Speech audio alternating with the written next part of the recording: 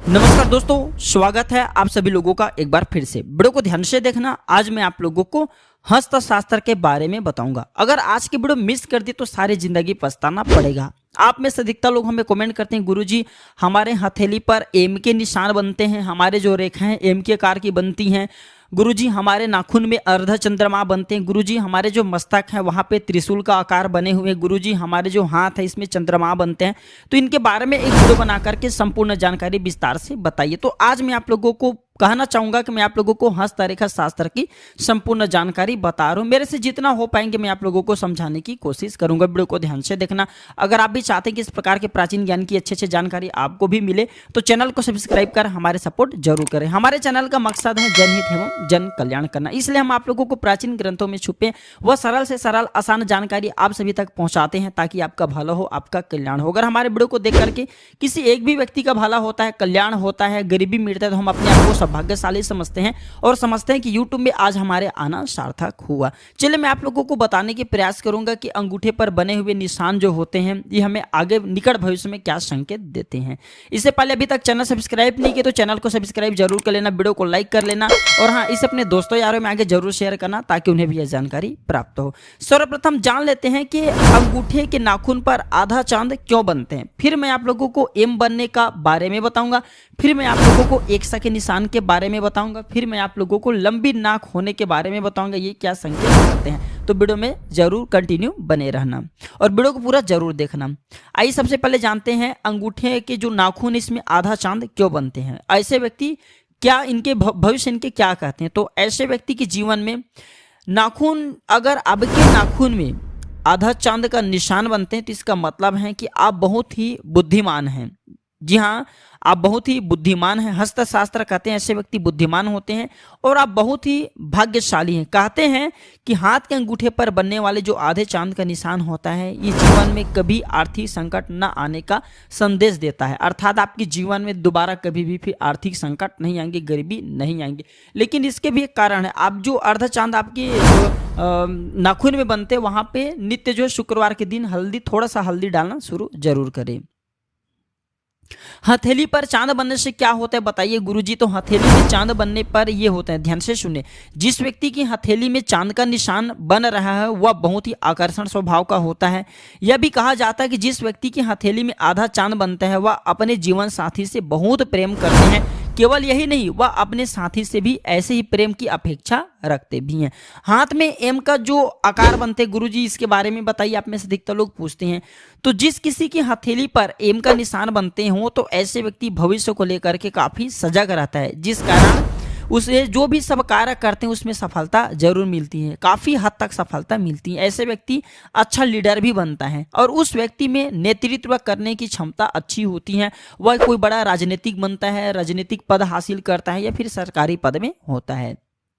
आप में से अधिकतर लोग ये भी कमेंट करके उस दिन पूछ रहे थे, गुरुजी रात में बाल काटने से क्या होता है। तो हिंदू धर्म में रात में बाल काटना मना की, से माँ लक्ष्मी रूठ जाती है, घर में दरिद्रता आती है, कदापि घर में बाल मत काटना, रात में बाल मत काटना। पैसों की लकीर कौन सी होती है बताइए। तो हस्तशास्त्र के अनुसार हम सभी के हाथ में कनिष्ठा उंगली के नीचे खड़ी रेखा होती है, उसे मनी लाइन या फिर धन का रेखा कहा जाता है। अगर किसी के हाथ में यह रेखा स्पष्ट और गहरी होती है तो ऐसे लोगों को दूसरे से काफी मदद प्राप्त होते हैं और इनके सभी काम आसानी से बनते हैं। आप भी अपनी हथेली में चेक करके देखना कहीं आपके हथेली में तो है कि नहीं।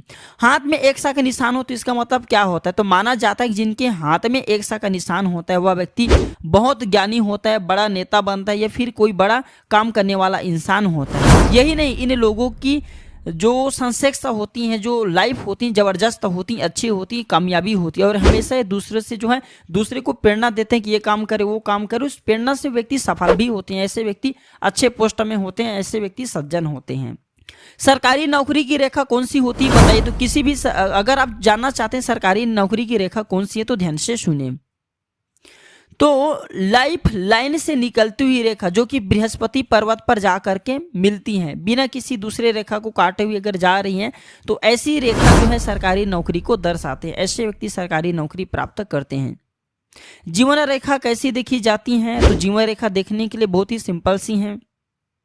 जीवन रेखा अगर आप देखना चाहते हो तो अंगूठे के ठीक नीचे शुक्र पर्वत को घेरे हुए होती हैं एक रेखा, इसे हम जीवन रेखा कहते हैं। वही छोटी अगर जीवन रेखा हो तो कम उम्र होती है, लंबी जीवन रेखा हो तो हमारे जो उम्र है वो लंबी होती है। लेकिन ये भी नहीं, अगर ज़्यादा लंबी रेखा होने पर भी अगर क्रॉस लगे तो जो है आगे की उम्र कम भी हो सकते हैं।